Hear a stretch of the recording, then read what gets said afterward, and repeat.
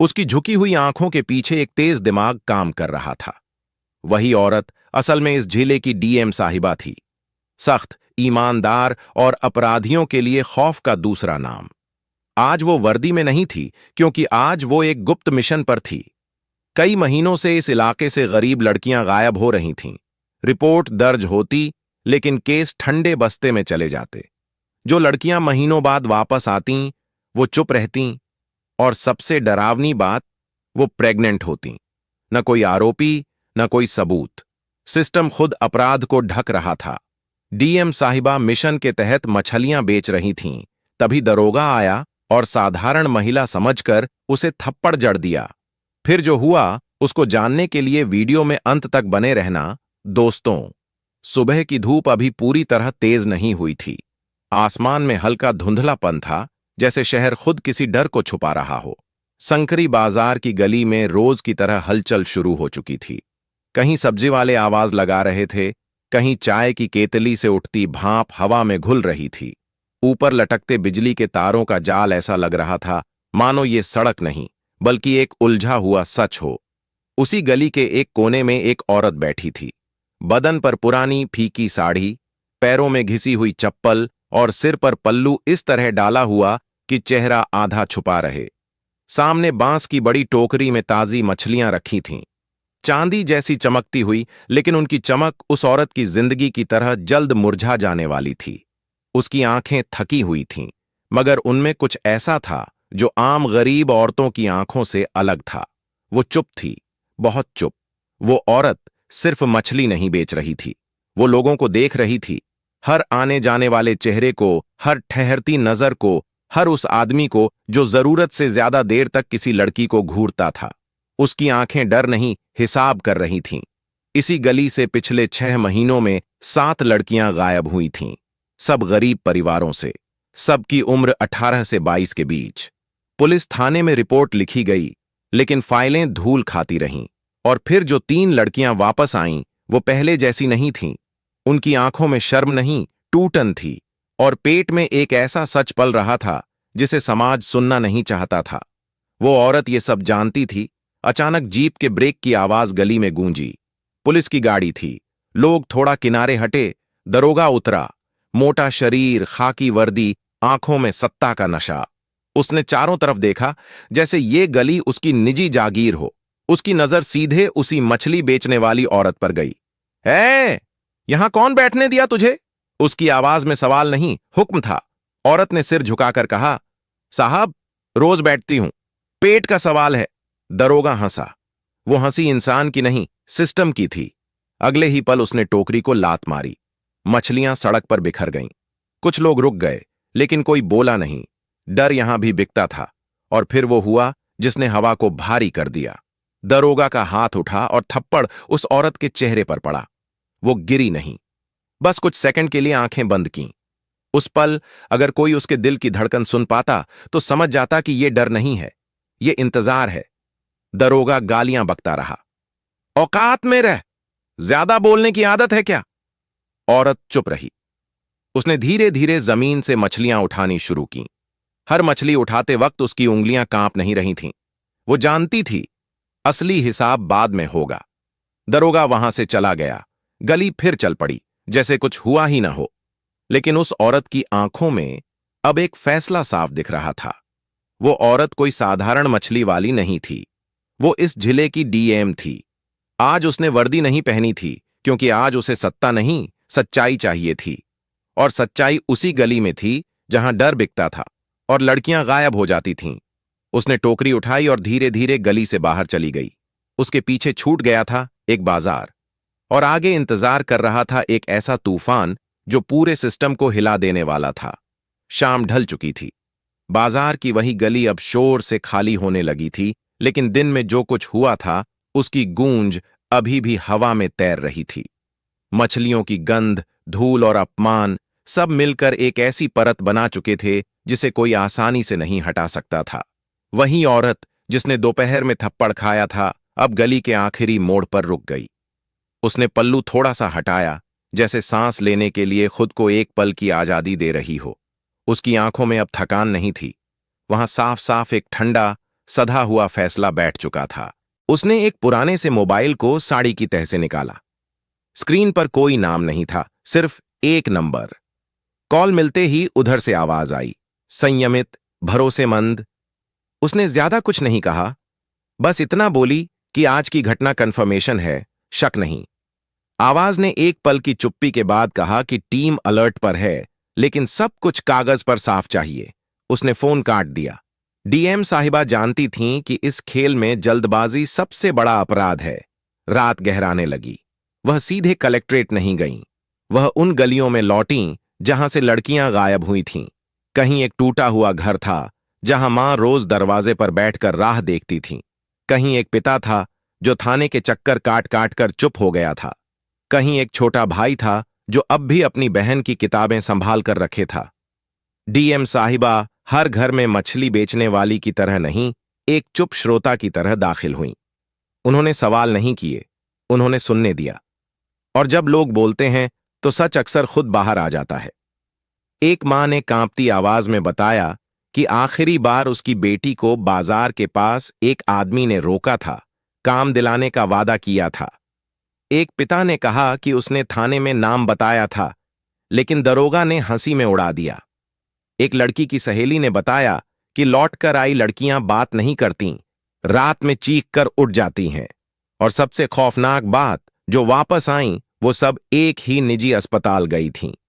DM साहिबा के चेहरे पर कोई भाव नहीं आया, लेकिन भीतर एक नक्शा बन रहा था। बाजार, थाने, अस्पताल, तीनों के बीच एक अदृश्य धागा खींच चुका था। उन्होंने उसी रात अपने ड्राइवर को बदल दिया, अपनी गाड़ी नहीं ली और शहर के बाहरी हिस्से में उस अस्पताल के सामने जाकर बैठ गईं। बाहर से वो अस्पताल साफ सुथरा दिखता था, लेकिन उसकी खामोशी बहुत कुछ छुपा रही थी। देर रात एक काली एसयूवी अंदर घुसी। नंबर प्लेट पर मिट्टी लगी थी। गार्ड ने बिना सवाल किए गेट खोल दिया। डीएम साहिबा ने समय और नंबर नोट कर लिया। अगली सुबह कलेक्ट्रेट में बैठक थी। फाइलें खुलीं, रिपोर्ट्स आईं, लेकिन उन रिपोर्ट्स में वही पुरानी कहानी थी, कोई सुराग नहीं। डीएम साहिबा ने एक एक पन्ना पलटा, जैसे कुछ ढूंढ रही हों, जबकि उन्हें पता था कि जो ढूंढना है वो पन्नों में नहीं मिलेगा। उन्होंने शांत आवाज में कहा कि इलाके के सभी थानों से पिछले 1 साल की मिसिंग रिपोर्ट्स और मेडिकल एंट्रीज चाहिए। कमरे में कुछ चेहरे सख्त हो गए, कुछ नजरें झुक गईं। सिस्टम समझ गया था कि आज कुर्सी पर बैठी औरत खेल बदलने आई है। उसी दोपहर वही दरोगा जिसने थप्पड़ मारा था, थाने में बैठा चाय पी रहा था। उसे जरा भी अंदाजा नहीं था कि उसके मोबाइल की कॉल डिटेल्स खंगाली जा चुकी हैं, उसके बैंक खाते में आए छोटे छोटे ट्रांजैक्शन जुड़ चुके हैं और उसकी रात की ड्यूटी के टाइमिंग्स उन गायबियों से मेल खाने लगी हैं। वह खुद को सुरक्षित समझ रहा था, क्योंकि उसने हमेशा कम लिया था ताकि शक न हो। उसे नहीं पता था कि अपराध की सबसे बड़ी गलती यही होती है, खुद को चालाक समझ लेना। शाम होते होते डीएम साहिबा फिर उसी गली में थीं। इस बार उन्होंने मछलियां नहीं बेचीं। वे बस बैठीं और देखा कि कौन रुकता है, कौन नजर चुराता है, कौन देर तक खड़ा रहता है। एक आदमी बार बार फोन पर किसी को लोकेशन बता रहा था। एक ऑटो वाला हर आधे घंटे में वही चक्कर लगा रहा था। छोटे छोटे टुकड़े जुड़ते जा रहे थे। उन्हें पता था कि नेटवर्क बड़ा है, लेकिन उसकी जड़ें यहीं हैं। रात को जब शहर सो गया, डीएम साहिबा ने अपनी डायरी खोली। उसमें नाम नहीं थे, बस घटनाएं थीं, तारीखें, समय, चेहरे, गाड़ियां। हर पन्ना एक सच का हिस्सा था। उन्होंने आखिरी पन्ने पर बस एक लाइन लिखी, अब सब्र खत्म, और कल से खेल खुले मैदान में होगा। बाहर कहीं दूर से ट्रेन की सीटी आई। शहर की नींद में एक बेचैनी घुल गई। कोई नहीं जानता था कि अगले कुछ दिनों में जो होने वाला है वो सिर्फ अपराधियों को नहीं, पूरे सिस्टम को कटघरे में खड़ा कर देगा। डीएम साहिबा ने डायरी बंद की, लाइट बुझाई और आंखें मूंद लीं।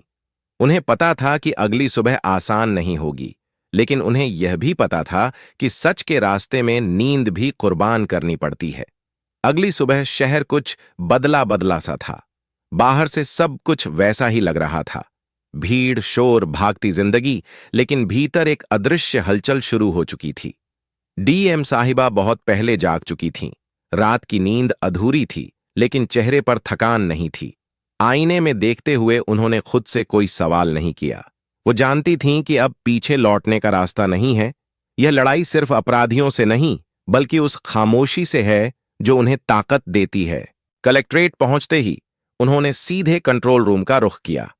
बाहर सबको लगा कि ये एक रूटीन विजिट है, लेकिन भीतर बैठी टीम समझ चुकी थी कि आज का दिन अलग है। डीएम साहिबा ने बिना आवाज ऊंची किए कहा कि पिछले 6 महीनों में गायब हुई हर लड़की की फाइल एक साथ लाई जाए। थानों से आई रिपोर्ट्स, अस्पतालों के रिकॉर्ड, एम्बुलेंस की मूवमेंट, सब कुछ। कमरे में बैठे अफसरों ने एक दूसरे की तरफ देखा। कुछ को राहत मिली, कुछ के पसीने छूट गए। उसी वक्त शहर के एक कोने में वही दरोगा मोटरसाइकिल स्टार्ट कर रहा था। उसे ऊपर से आदेश मिला था कि आज डीएम साहिबा इलाके का निरीक्षण करेंगी। उसके भीतर एक हल्की सी बेचैनी उठी, लेकिन उसने खुद को समझाया कि उसने कुछ ऐसा नहीं किया जो सीधे पकड़ में आए। वो नहीं जानता था कि अपराध अक्सर कागजों में नहीं, पैटर्न में पकड़े जाते हैं। डीएम साहिबा ने शहर का औपचारिक निरीक्षण किया। स्कूल, अस्पताल, सरकारी दफ्तर, सब कुछ। कैमरे थे, मुस्कानें थीं, लेकिन उनकी आंखें कैमरों के पीछे कुछ और देख रही थीं। हर जगह वही नाम बार बार उभर रहा था। वही निजी अस्पताल, वही कुछ पुलिसकर्मी, वही ऑटो और वही रास्ते। एक जाल साफ दिखने लगा था। दोपहर के बाद उन्होंने अचानक फैसला बदला। तय कार्यक्रम रद्द किया गया और वो बिना सूचना दिए उसी निजी अस्पताल पहुंच गईं। अस्पताल प्रशासन घबरा गया। फाइलें संभाली जाने लगीं, स्टाफ सीधा खड़ा हो गया। डीएम साहिबा ने किसी को डांटा नहीं। उन्होंने सिर्फ पूछा कि पिछले 1 साल में कितने केस ऐसे आए जिनमें बिना परिवार के लड़कियों को भर्ती किया गया। जवाब टालने की कोशिश हुई, लेकिन उनकी शांत निगाहों के सामने बहाने टिक नहीं पाए। रिकॉर्ड लाए गए, अधूरे, कांटे छांटे, लेकिन गलती इंसान से होती है, सिस्टम से नहीं। कुछ तारीखें पुलिस थानों की रिपोर्ट से मेल खा गईं। कुछ नाम ऐसे थे जिनके आगे रिश्तेदार का कॉलम खाली था। डीएम साहिबा ने कुछ नहीं कहा, बस फाइल बंद कर दी। अस्पताल प्रशासन को लगा कि शायद बात यहीं खत्म हो गई, लेकिन असल में अब बात शुरू हुई थी। शाम ढलते ढलते शहर में खबर फैलने लगी कि डीएम साहिबा खुद केस देख रही हैं। जिन घरों में महीनों से सन्नाटा था, वहां उम्मीद ने दस्तक दी। एक मां ने दरवाजे पर दिया जलाया। एक पिता ने पहली बार थाने की तरफ बिना डर के देखा। लेकिन जिनके लिए यह खबर खतरा थी, उनके फोन लगातार बजने लगे। नेटवर्क में हलचल मच गई। उसी रात एक लड़की चुपचाप कलेक्ट्रेट पहुंची। चेहरे पर दुपट्टा कसकर बंधा था, आंखें डरी हुई थीं। उसने गार्ड से सिर्फ इतना कहा कि उसे डीएम साहिबा से अकेले में बात करनी है। जब उसे अंदर लाया गया तो उसने कांपती आवाज में बताया कि वो उन्हीं लड़कियों में से है जो वापस आई थीं। उसने पहले कभी कुछ नहीं कहा था, क्योंकि उसे धमकाया गया था। लेकिन आज उसे लगा कि अगर अब भी चुप रही तो वो खुद को कभी माफ नहीं कर पाएगी। डीएम साहिबा ने उसे पानी दिया, बैठने को कहा और बस सुना। लड़की ने बताया कि कैसे उसे काम का लालच देकर शहर से बाहर ले जाया गया, कैसे पुलिस की वर्दी देखकर उसने भरोसा किया और कैसे उसी भरोसे का इस्तेमाल उसे तोड़ने के लिए किया गया। उसने अस्पताल का नाम लिया, गाड़ियों के नंबर बताए और एक ऐसे आदमी का जिक्र किया जिसे वो साहब कहती थी, क्योंकि सब उसे उसी नाम से बुलाते थे। उसकी बात खत्म होने पर कमरे में सन्नाटा था।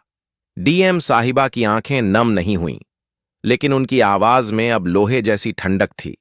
उन्होंने लड़की से वादा नहीं किया, क्योंकि वो वादों में भरोसा नहीं करती थीं। उन्होंने बस इतना कहा कि अब कोई तुम्हें चुप नहीं कराएगा। उसी रात पहली गिरफ्तारी हुई। एक छोटा आदमी जो सिर्फ कड़ी का हिस्सा था। उसे लगा कि वो बच जाएगा, लेकिन दबाव बढ़ते ही उसने नाम उगलने शुरू कर दिए।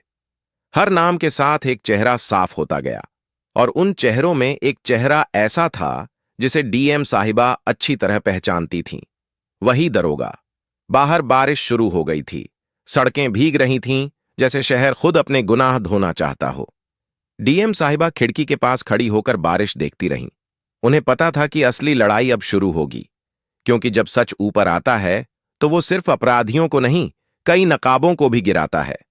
उन्होंने फाइल बंद की, फोन उठाया और बस एक आदेश दिया कल सुबह उस दरोगा को बुलाया जाए, बिना शोर बिना तमाशे, क्योंकि कुछ फैसले चुपचाप लिए जाते हैं लेकिन उनकी आवाज दूर तक जाती है। शहर सो रहा था, लेकिन सिस्टम जाग चुका था और कहीं ना कहीं डर ने करवट बदल ली थी। अब वो पीड़ितों में नहीं, अपराधियों में था। सुबह की हवा में अजीब सी खामोशी थी, जैसे शहर को पहले से अंदाजा हो कि आज कुछ टूटने वाला है। कलेक्ट्रेट की इमारत रोज की तरह खड़ी थी, लेकिन उसके भीतर माहौल बदला हुआ था। गलियारों में चलने वाले कदमों की आवाज धीमी थी, निगाहें झुकी हुई थीं। हर किसी को पता था कि डीएम साहिबा आज जिस फाइल को खोलने वाली है, उसमें सिर्फ नाम नहीं, इज्जतें भी दर्ज हैं। वही दरोगा तय समय से पहले आ गया था, वर्दी ठीक की हुई, जूते चमकते हुए, चेहरे पर बनावटी आत्मविश्वास। उसने सोचा था कि शायद ये एक औपचारिक पूछताछ होगी, 2 सवाल होंगे और बात खत्म हो जाएगी। उसे नहीं पता था कि कुछ कमरों में कुर्सी पर बैठने से पहले आत्मा को खड़ा होना पड़ता है। डीएम साहिबा ने उसे अकेले में बुलाया। कमरे में कोई और नहीं था, न कैमरा, न मीडिया, न कोई गवाह, सिर्फ एक मेज, 2 कुर्सियां और बीच में रखी हुई एक फाइल। दरोगा ने सलाम ठोका। डीएम साहिबा ने सिर उठाकर उसकी तरफ देखा। वही आंखें जिनके सामने उसने एक गरीब औरत को थप्पड़ मारा था, आज उसी आंखों के सामने वो खुद खड़ा था। उन्होंने सीधे सवाल नहीं किया, उन्होंने बाजार की उस दोपहर का जिक्र किया, मछलियों का सड़क पर बिखरना, लोगों की खामोशी और एक थप्पड़। दरोगा के चेहरे पर हल्की सी मुस्कान आई, जैसे ये सब उसे अब भी मामूली लग रहा हो। उसने कहा कि साहब, रोज की बात है, व्यवस्था बनाए रखने के लिए कभी कभी सख्ती करनी पड़ती है। डीएम साहिबा ने फाइल खोली। अंदर कोई बयान नहीं था, कोई चार्जशीट नहीं थी, बस तस्वीरें थीं, सीसीटीवी फुटेज के स्टिल्स, कॉल रिकॉर्ड्स के चार्ट, बैंक ट्रांजैक्शन की तारीखें। उन्होंने एक एक पन्ना पलटा, बिना कुछ बोले। कमरे की हवा भारी होती चली गई। दरोगा की सांसें तेज होने लगीं।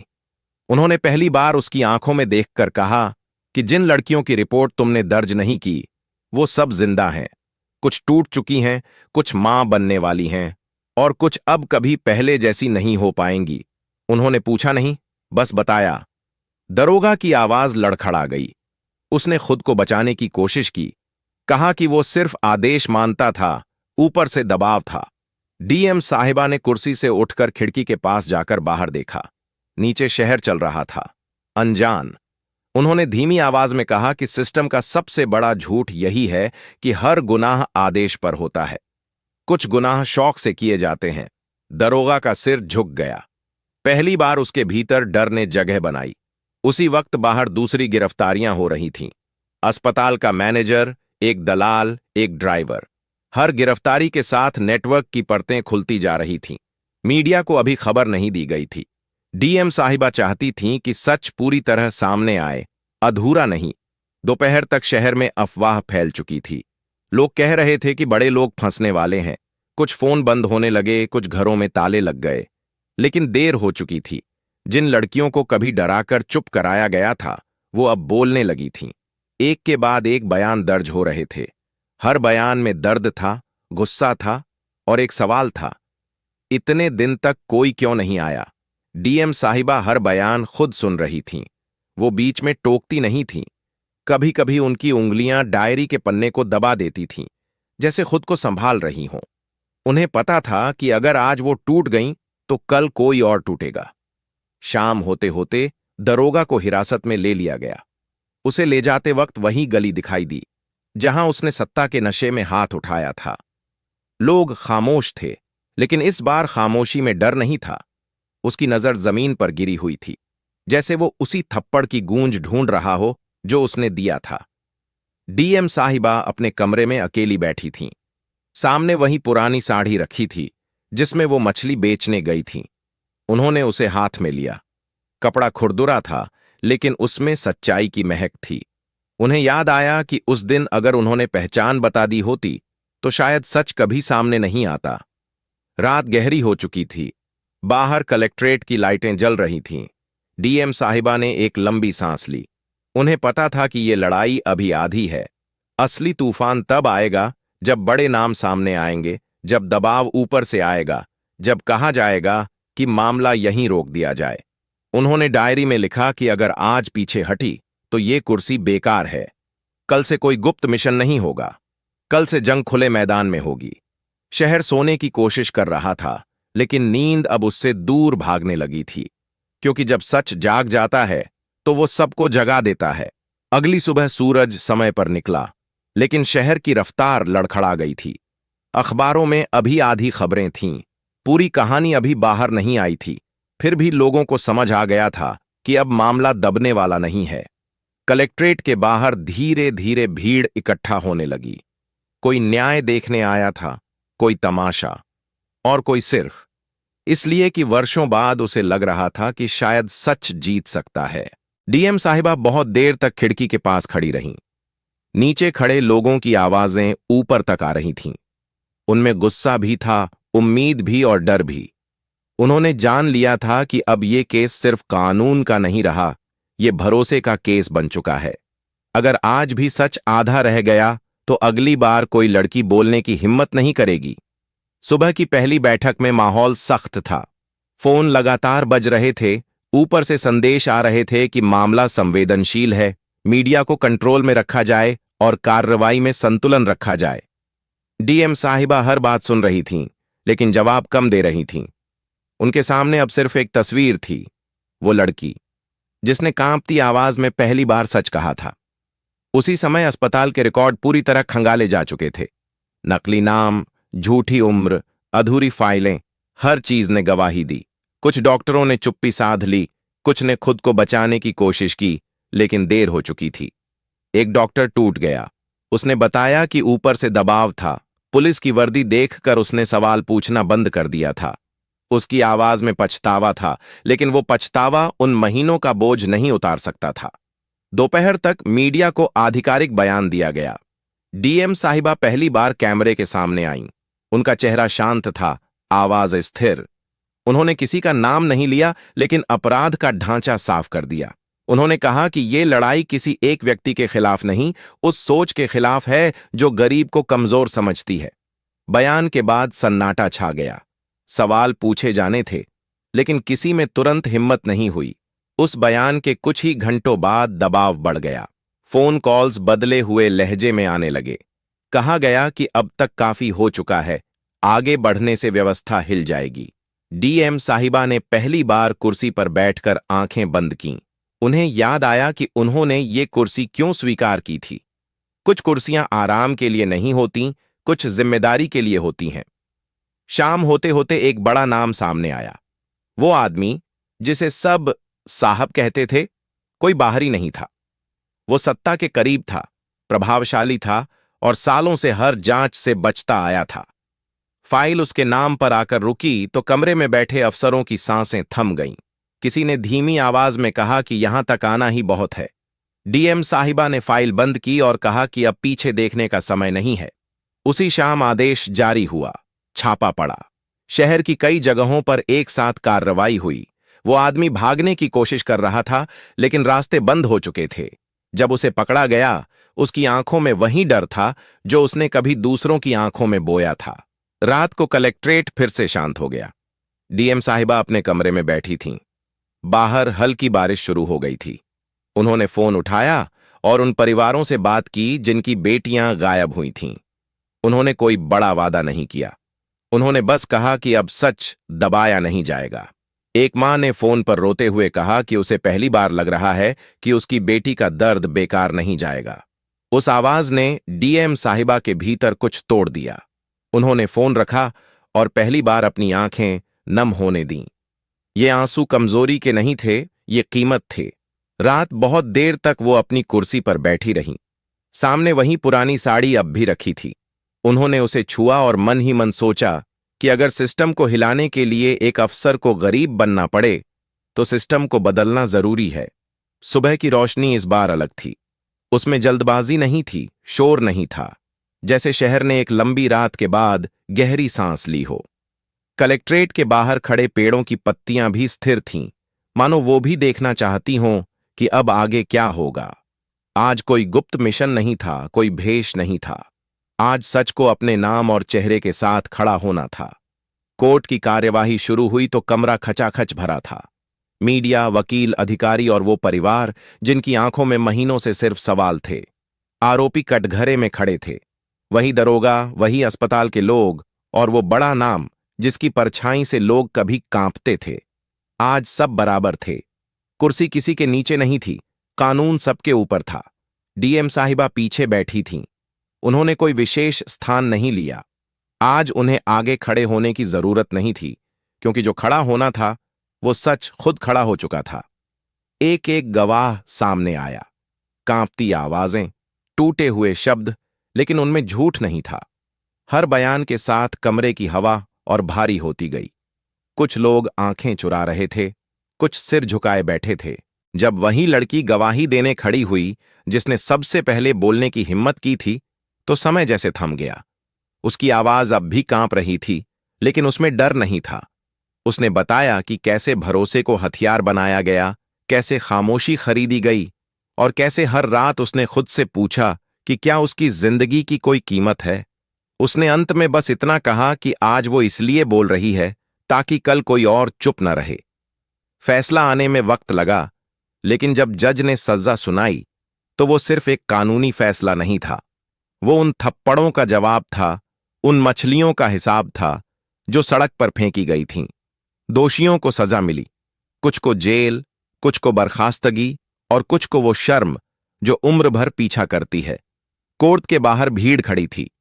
जब फैसला बाहर आया तो किसी ने नारा नहीं लगाया, किसी ने ताली नहीं बजाई। कुछ जीतें शोर नहीं मांगती, वो बस खामोशी में टिक जाती हैं। एक मां ने अपनी आंखें बंद करके माथा जमीन से लगाया। एक पिता ने आसमान की तरफ देखा। किसी ने कहा कि आज उसकी बेटी वापस नहीं आई, लेकिन आज उसका नाम वापस आ गया। शाम को डीएम साहिबा उसी गली में गईं जहां कभी वो मछली बेचने बैठी थीं। इस बार उनके साथ कोई सुरक्षा नहीं थी।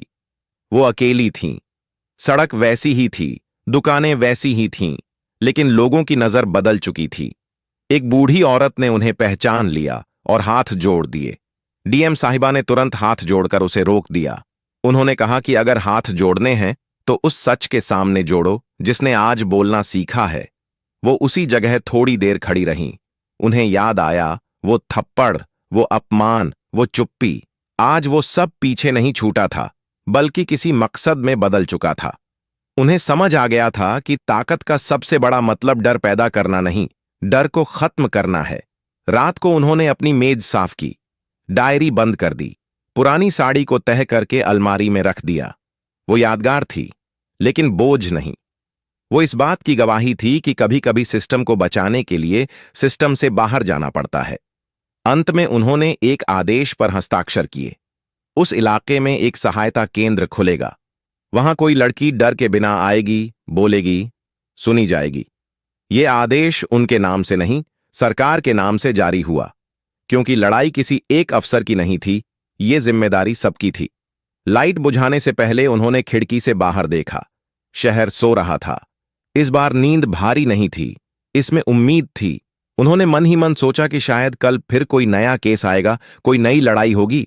लेकिन आज की रात वो चैन से सो सकती हैं, क्योंकि आज एक मछली बेचने वाली औरत ने साबित कर दिया था कि अगर इरादा साफ हो तो वर्दी जरूरी नहीं होती, और अगर इंसाफ जिंदा हो तो सबसे पहले डर मरता है।